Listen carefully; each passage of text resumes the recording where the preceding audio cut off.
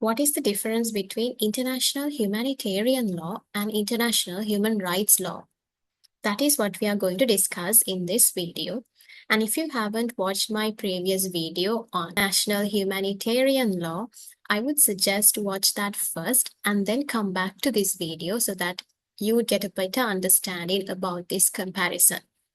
So international human rights law, or IHRL, refers to a set of universal and inalienable rights and freedoms enjoyed by every human being, regardless of race, color, religion, language, and any other differences. So these rights apply to everyone. That's why we call it universal. And it is inalienable. That means even a government cannot take these rights away from its citizens. So these rights are universal and inalienable, and without any form of discrimination, it applies to everyone alike. Then what is international humanitarian law? It is the law of the war which tries to protect those who do not or no longer take part in direct hostilities. So this includes civilians, prisoners of war, and even wounded and sick soldiers who are no longer taking part in direct hostilities. And not just that, IHL also regulate the means and methods of warfare, such as regulating the types of weapons that can be used in times of war. So let us now look at the differences between IHRL, the human rights law, and IHL, humanitarian law. Firstly, the purpose of human rights law is to protect the fundamental rights and freedoms of individuals at all times. These fundamental rights and freedoms you can find in different sources such as the Universal Declaration of Human Rights, the UDHR, ICCPR, the International Covenant on Civil and Political Rights, and ICESCR, International Covenant on Economic, Social, and Cultural Rights. And there are several other human rights treaties such as the CRC, the CEDAW Convention. So like that, we have several sources under IHRL. And IHL, the main purpose is to regulate the conduct during armed conflicts and to minimize human suffering. And it has several sources. Again, I have discussed about these sources of IHL in detail in my previous video. So we have 4 Geneva Conventions in 1949 and 3 additional protocols and several Hague Conventions and also customary international humanitarian law. These are not treaties or conventions, but these are state practices and legal opinions which are accepted as law by almost all the countries in the world, even though they have not ratified any of the IHL conventions or treaties. Still, the customary international humanitarian law applies to all the states equally. And to talk about the temporal scope of application, IHRL applies at all times. Whether it's peacetime or wartime, human rights are always there.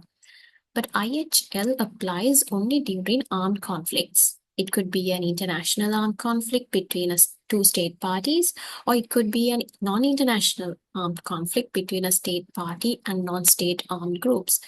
So IHL applies only during armed conflicts. Then the personal scope of application, or who is protected by these laws. IHRL protects every human being, just like we discussed in the beginning, without any discrimination. Everyone is protected and they're entitled to these rights and freedoms under international human rights law. However, IHL only protects persons who are not or no longer taking direct part in hostilities. So this means if a person is taking part in direct hostilities, if he's a combatant, then they are not protected under IHL.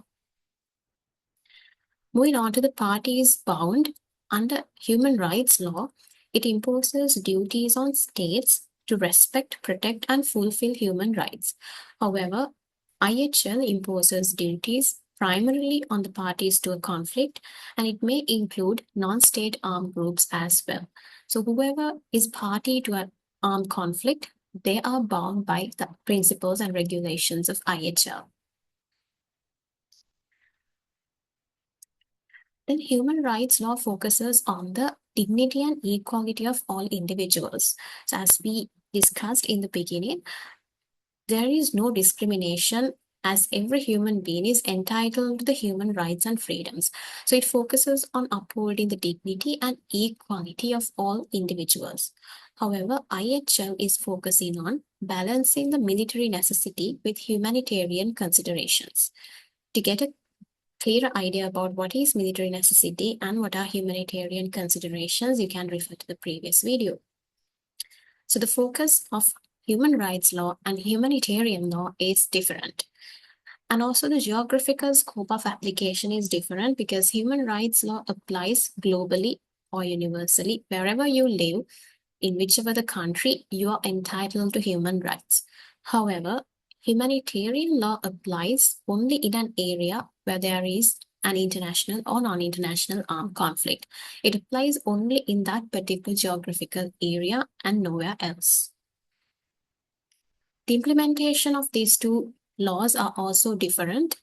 Human rights law is monitored by national human rights commissions and other independent bodies which are established for that purpose.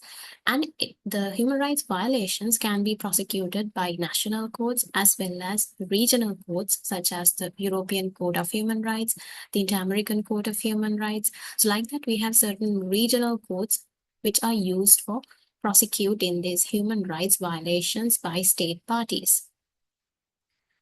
And when it comes to IHL, it is monitored by the ICRC, the International Committee of the Red Cross, and any violations of IHL or war crimes, genocides, those are prosecuted by the International Criminal Court, and also domestic courts and ad hoc tribunals can be used for this purpose. ICTY, or the International Criminal Tribunal for former Yugoslavia, is an example of a United Nations court which is established for the purpose of prosecuting those who were responsible for war crimes in the Yugoslav wars in the 1990s. So like that, we can have special courts established for prosecuting war crimes.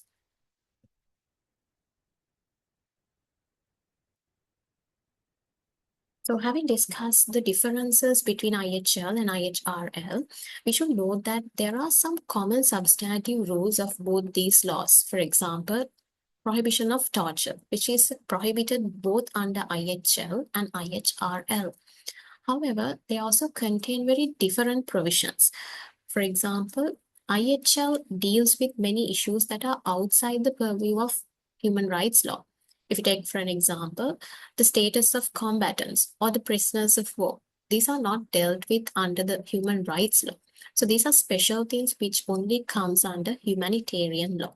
And also the legality of using specific kinds of weapons, biological weapons, nuclear weapons. So these are discussed only under the humanitarian law and not the human rights law. And when it comes to international human rights law, it deals with aspects of life that are not regulated by IHL. For example, the freedom of speech, freedom of assembly, right to vote. So these things are not governed under IHL because those are not relevant to times of war. So you can say that IHL and IHRL have some common substantive rules, but at the same time, they contain very different provisions. Moreover, there are areas of law that are governed both by humanitarian law and human rights law, but in different ways. For example, the law on use of force and detention. IHL recognizes use of lethal force as inherent to waging war. Therefore, attacking military objectives and combatants are permitted under IHL. On the other hand, IHRL regulates the use of force in law enforcement, and the use of force must be the last resort for protecting life and must be strictly proportionate to the legitimate aim to be achieved, which could be something like preventing crime or maintaining public order. So only if it is required, strictly proportionate to the legitimate aim, and if it is the last resort, then only IHRL will allow the use of force. And secondly, for detention, IHL and IHRL both provide rules for humane treatment of detainees, and right to a fair trial is given for both the parties. However, differences arise in internment or non-criminal detention. Under human rights law, non-criminal detention, also known as administrative detention, is highly unusual, and whenever it happens, a detainee has the right to judicial review of the lawfulness of his detention.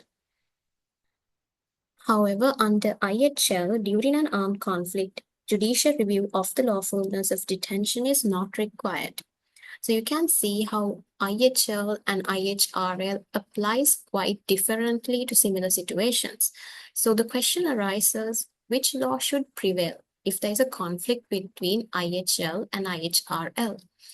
That question is answered by the legal principle or the Latin maxim lex specialis, which means that specific laws should take precedence over general laws.